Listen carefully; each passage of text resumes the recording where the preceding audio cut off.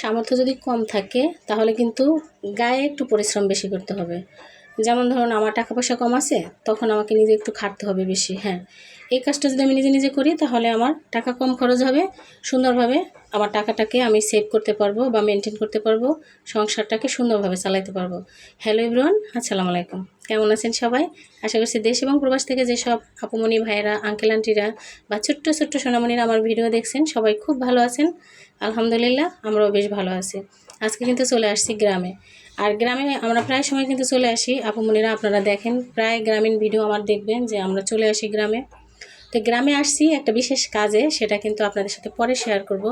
তো আগে হচ্ছে এখন গ্রামে এসে একদিনের জন্য থাকলেও কিন্তু আপুমণিরা দেখা গেছে সব কাজ করতে হয়। ঘরের সমস্ত ফার্নিচারগুলো ক্লিন করতে হয়, ফ্লোর ক্লিন, তারপরে হচ্ছে এই বিছানার চাদরগুলো বেছাতে হয়, আবার যাওয়ার সময় ওঠাতে হয়। তো এটা ছিল আমার মেয়ের বেডরুম। আসার পরে সাথে সাথে ওদেরকে একটু গুছাই দিই, আশেপাশে আরও যে বেডরুম আছে সেটাও মানে গুছাইতে হবে।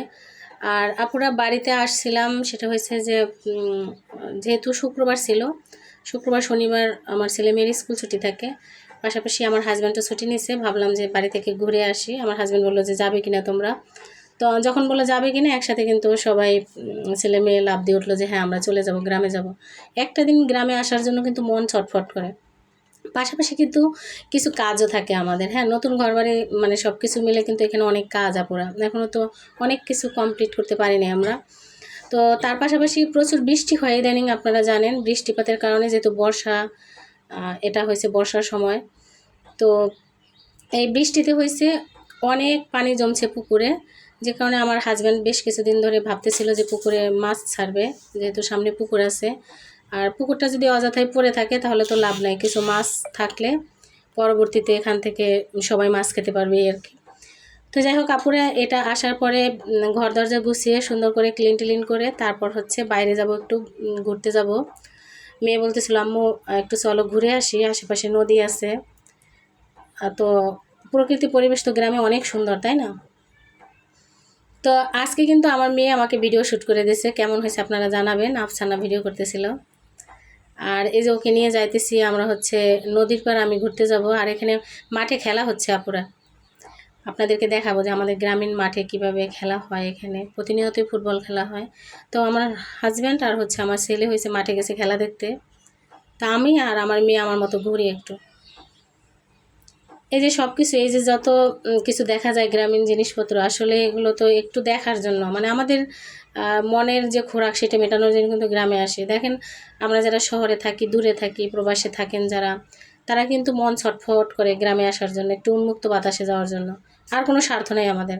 কারণ হচ্ছে দেখেন, যে টাকা পয়সা খরচ করে আমরা গ্রামে আসি, ওটা দিয়ে কিন্তু আমরা শহরে যারা থাকি, বাসায় থাকি, তা দিয়ে দিব্যি 1 মাস চলতে পারি।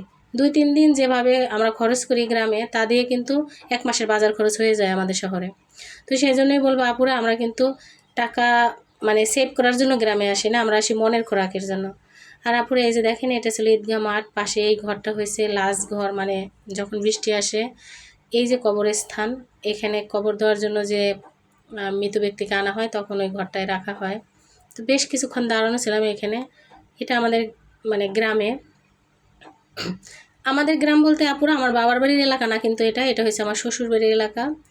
তো আমি আমারই বলি সব সময়, কারণ আমার ভালো লাগে। আমার মনে হয় যে হ্যাঁ, আমি যদি আমার বলা শিখি, আমার ছেলেমেয়েও আমার বলবে, পাশাপাশি জায়গাটার প্রতি একটা মায়া তৈরি হবে। আর এটাই ন্যাচারাল, মেয়েদের বিয়ে হলে তার শ্বশুরবাড়ি তার নিজের সব কিছু হয়, এটাই স্বাভাবিক। তা আমার মেয়েটা মানে অনেক কিছু গ্রামে চেনে না, অনেকে অনেক কিছু বুঝে না, সেজন্য মাঝে মাঝে ন্যাচারাল ভয়েসগুলো আছে এখানেও বলতেছিল যে আম্মু এগুলো কি পাট কিনা, পাটেরই কিনা, মানে এগুলোই আর কি। আপনারা হয়তো অবাক হবেন, ছোট থেকেই ও শহরে, আর বেশ কিছুদিন মানে গ্রামে ওকে ছোটোবেলা থেকে আনা হয়েছিল না, দীর্ঘ কয়েক বছর পরে আমরা ওকে গ্রামে আনি। তো সেই জন্য অনেক কিছু চেনে না, যেমন এই যে জালগুলো চেনে না। তো এইগুলো ওকে হেঁটে হেঁটে আমি একটু গ্রামের জিনিসগুলো চিনাইতেছিলাম যে আম্মা এটাকে, আসলে আমিও ভুল বলছি, এটাকে আমি বলছিলাম ভেসাল। পরে আমার হাজব্যান্ড বললো যে না, এটা হয়েছে ধর্মজাল। যাই হোক আপুরা, ভুল তো মানুষেরই হয়, আর না চেনাটা কোনো অন্যায় না।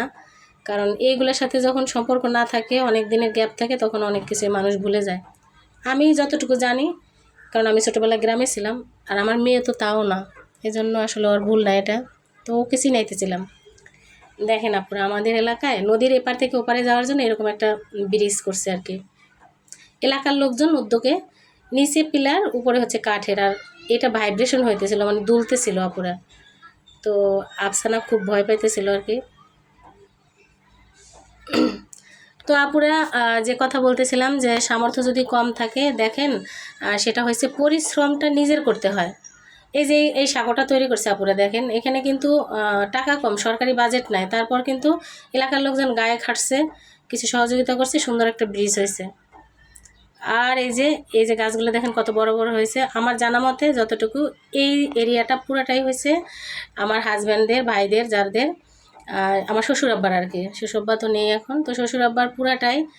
তো আমার মেয়ে মানে আগে থেকেই জানে, কয়েকবার আসছে ওর আব্বুর সাথে, দেখছে, বলছে। তো ওইটা আর কি আলোচনা করতেছিলাম আমরা যে আব্বু তোমার দাদার এই সবগুলো জায়গা তোমার দাদার, তো তোমার দাদা নাই আজকে তোমরা ভোগ করবা, আবার তোমরা গাছপালা লাগাবা, তোমার নাতিপুতিরা ভোগ করবে, এরকম অনেক কথাবার্তা বলতেছিলাম আপুরা। তো এইটাই হয়েছে কথা যে আমরা যারা অল্প আয় স্বল্প আয়ের মানুষ আপুরা, তো আমরা সব সময় চিন্তা করব যে দেখেন আমি এই টাকাটা খরচ করব, যেখানে যাব কিছু যেন বেনিফিট থাকে। বেনিফিটটা কেমন? যেমন ধরেন আপনার যদি গ্রামে জায়গা জমি থাকে সেখানে আপনি কিছু প্রজেক্ট করতে পারেন, কিছু গাছ লাগাতে পারেন, পুকুর থাকলে মাছ চাষ করতে পারেন। সেটা থেকে বাণিজ্যিকভাবে আপনার পকেটে টাকা না আসলেও আপনার কিন্তু প্রয়োজন মিটবে, খাবার মিটবে। যেমন আমরা শহর থেকে যখন গ্রামে যাই আমরা তো মাছ কিনে খাই, তাই না? আমাদের হচ্ছে কিনতে হয় সব কিছু। তো ওটা যদি মানে নিজেদের পুকুর থেকে, ক্ষেত থেকে সেই শাকসবজি মাছটা চলে আসে, তাহলে দেখবেন অনেক টাকা সেভ হবে এবং তৃপ্তি সহকারে আপনি খাঁটি জিনিসটা খেতে পারবেন। তো আপুরা এই যে আমার মেয়েকে চিনাইতেছিলাম, মেয়ে বলতেছিল আম্মু এই কচুটা লাল, এই কচুটা সাদা, এই কচুটা চিকন, এইটা অন্যরকম কেন? তোকে আমি চিনাইতেছিলাম যেটা এক এক জাতের হয়। তো এই ছিল আমাদের গ্রামের ছোট্ট একটু ঘোরাঘুরি। আর কালকের ভিডিওতে থাকবে কিন্তু অনেক কিছু আপুরা, বিস্তারিত অনেক সুন্দর আলোচনা থাকবে। তো ওকে নিয়ে আমি ঘুরতেছি। তারপরে এই যে ছিল আমাদের মানে গ্রামের স্কুল মাঠ, পাশে ঈদগাহ ময়দান, স্কুল, তারপর হচ্ছে কবরস্থান, বাজার, সব কিছু। আর এই যে খেলা হইতেছিল, ঠিক আছে, এইখানে আমার ছেলে আছে, আমার হাজব্যান্ড আছে, মেয়েকে নিয়ে আমি আশেপাশে ঘুরতেছি আর কি। এখন বাড়ি চলে যাব, প্রায় সন্ধ্যা। আগামীকালের ভিডিওটা ইনশাল্লাহ অনেক সুন্দর হবে, চোখ রাখবেন সবাই আপুরা। আর এই মাঠটা কিন্তু আপু আমাদের হচ্ছে একদম শ্বশুরবাড়ির পরে, মানে আমাদের শ্বশুরের জায়গার পরেই এই মাঠের এরিয়া।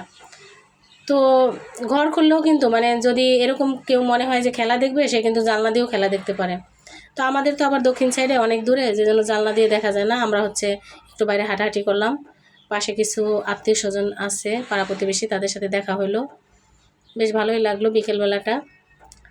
গ্রামে এই একবেলাটা আসি আপু শুধু মনের খোরাকের জন্য, বিশ্বাস করেন আপনারা, এত ভালো লাগে, এত ভালো লাগে। আলহামদুলিল্লাহ, আল্লাহ তাআলার অনেক রহমত, আলহামদুলিল্লাহ।